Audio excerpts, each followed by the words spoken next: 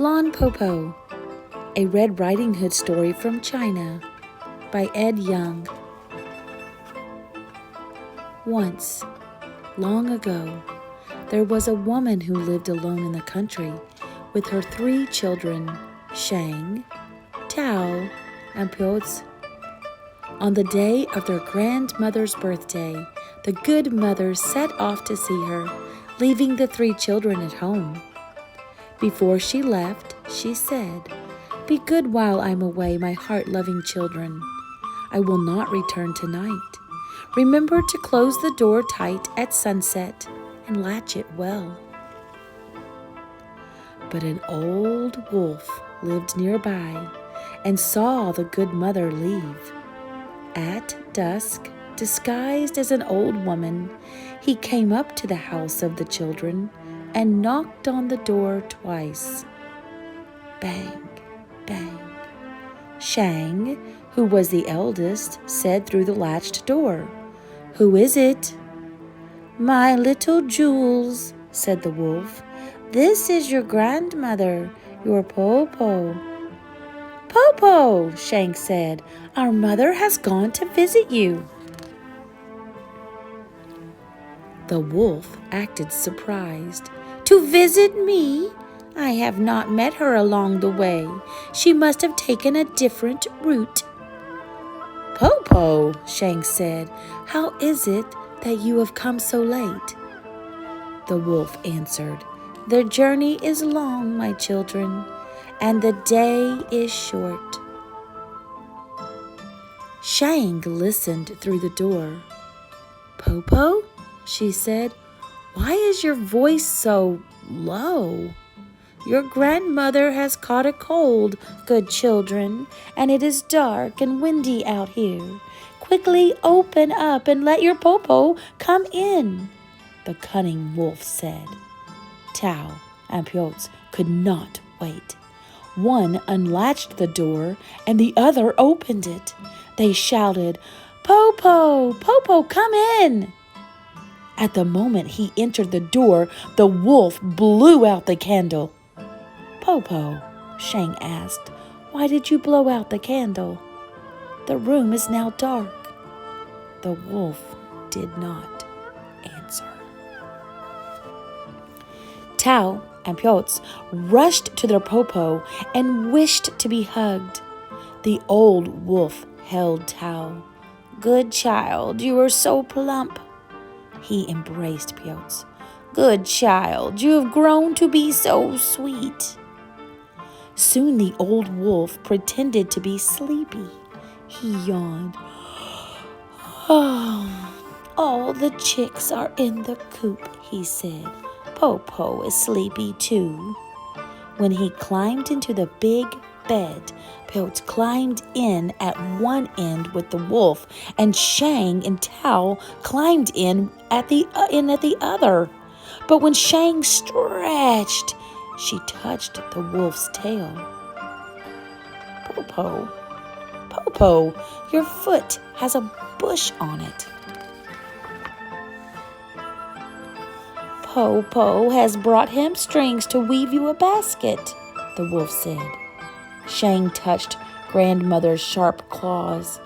"Po Po, Po Po, your hand has thorns on it." "Po Po has brought an owl to make shoes for you," the wolf said. At once, Shang lit the light and the wolf blew it out again. But Shang had seen the wolf's hairy face. "Po Po, Po Po," she said, for she was not only the eldest, she was the most clever. "You must be hungry.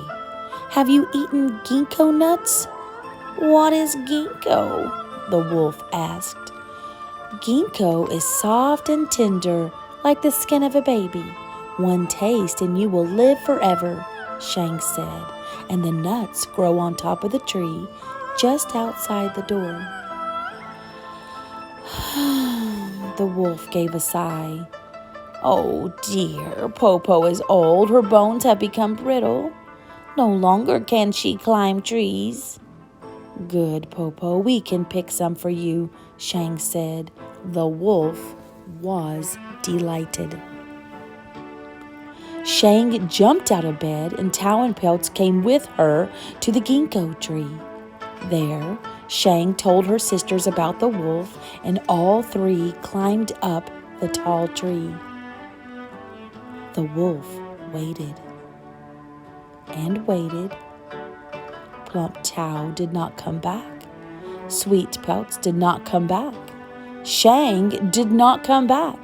And no one brought any nuts from the ginkgo tree. At last, the wolf shouted, "Where are you, children?" Po Po, Shang called out, "We are on top of the tree, eating ginkgo nuts." "Good children," the wolf begged, "pluck some for me." But Po Po, ginkgo is magic only when it's plucked directly from the tree. You must come and pluck it from the tree yourself. The wolf came outside and paced back and forth under the tree where he heard the three children eating the ginkgo nuts at the top. "Oh, Po Po, these nuts are so tasty. The skin so tender," Shang said. The wolf's mouth began to water for a taste. Finally, Shang, the eldest and most clever child, said, Po Po, I have a plan. At the door, there is a big basket. Behind it is a rope. Tie the rope to the basket, sit in the basket, and throw up the other end to me. I can pull you up." The wolf was overjoyed and fetched the basket and the rope, then threw one end of the rope to the top of the tree. Shang caught the rope and began to pull the basket up and up. Halfway, she let go of the rope and the basket, and the wolf fell to the ground. "I am so small and weak, Po Po," Shang pretended. "I could not hold the rope alone." "This time I will help," Tao said. Let us do it again." The wolf had only one thought in his mind: to taste the ginkgo nut. He climbed into the basket again. Now Shang and Tao pulled the rope on the basket together, higher and higher. Again, they let go, and again the wolf tumbled down, and bumped his head. The wolf was furious. He growled and cursed. "We could not hold the rope, Po Po," Shang said, "but only one ginkgo nut, and you will be well again." "I shall give a hand to my sisters this time," Pouts, the youngest, said. "This time we shall not fail." Now the children pulled the rope with all their strength.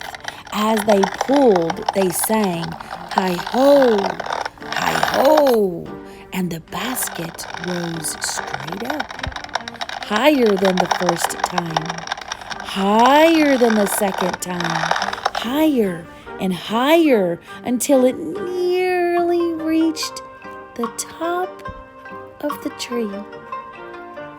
When the wolf reached out, he could almost touch the highest branch.